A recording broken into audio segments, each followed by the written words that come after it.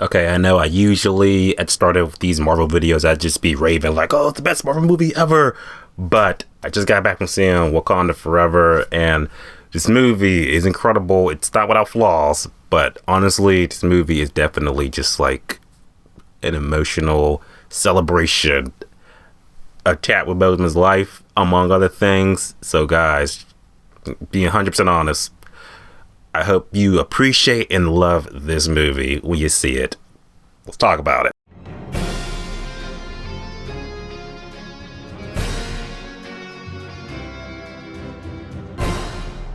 Black Panther Wakanda Forever. So Black Panther Wakanda Forever is the 30th movie in the Marvel Cinematic Universe. We are 30 movies in, guys. It's the sequel to the first movie, directed by Ryan Coogler. Almost all the returning cast you remember from the first movie are back in this one, minus T'Challa.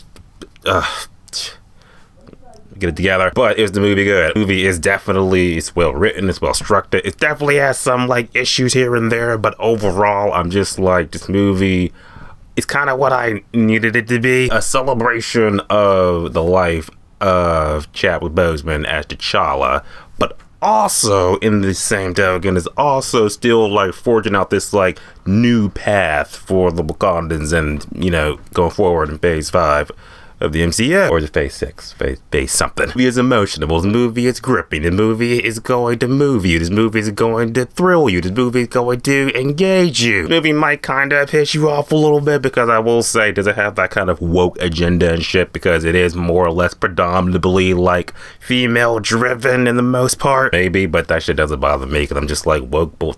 I don't care about that bullshit. Like, is it a good movie? It's a movie that I can sit down and be like, movie goes good. Did it move the overall narrative of the MCU plot forward?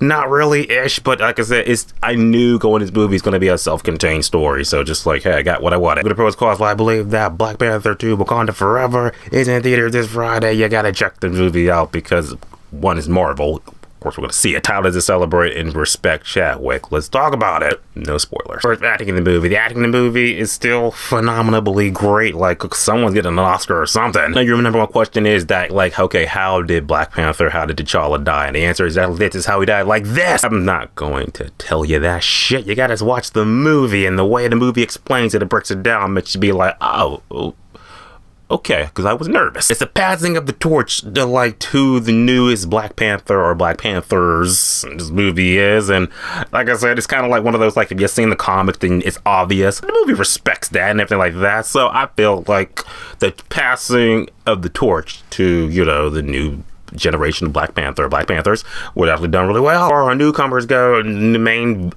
check on the villain, not really a villain, I'll say antagonist for the story, Namor. I don't know shit about him, but actually following his story and his journey, I liked him too. I'm not naming the actor, the actor's name that played him. There you go, because I'm not looking it up. Not.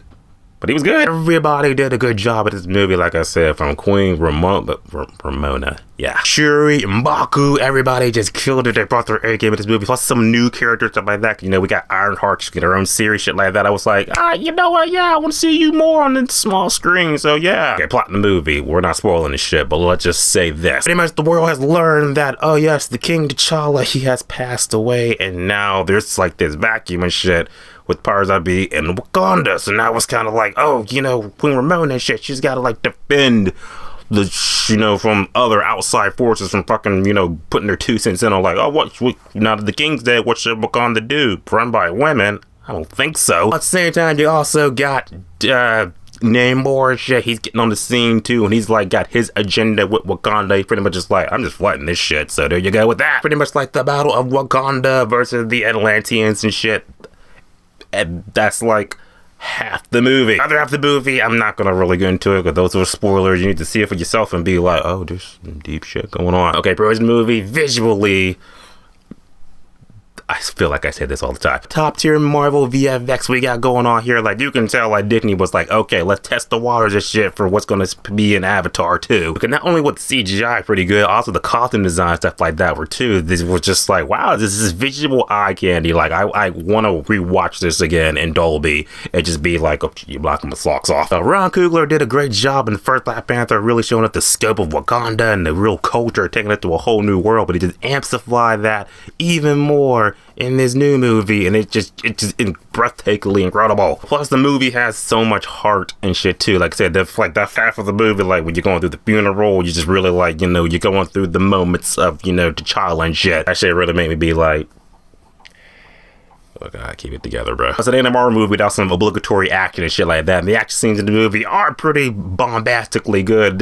Really believable stuff that you saw in the first Black Panther just amped up even more. For Malaches, they throw down. I love them. Watching the movie, gotta say the movie does have a bit of some kind of pacing issues here and there, stuff like that. There might be some things that I feel that are kind of just like, if you're looking for like some nitpicks and shit that's in it, and also for the, you know, the woke culture and shit like that, that's in there. You're gonna be like, this is woke bullshit, but that doesn't bother me. At the end of the day, Black Panther Wakanda Forever was a movie that I just knew was gonna be amazing going into it. The acting was great, the storytelling was great, had some basic issues here and there. The second half of the movie might not be as good as the first half, but overall it was still an incredible journey, and they celebrated Chadwick Boseman's life amazing in this movie. It doesn't move the plot forward too much anyway, but it's the last movie in phase 4 anyway, so now we get to do more Ant-Man, the Quantum Realm, Quantumania shit. That's next. That being said, I'm immediately going to say that Black Panther Wakanda Forever is definitely a strong 9 out of 10, which is definitely worth buying and owning on digital and Blu-ray. You going to see Black Panther Wakanda Forever? Of course you are. It's in theaters this Friday. What do you think? Type below. Let me know to talk about it, and I hope you enjoy the movie. Embrace the Wakanda. And as always, subscribe. Until next time.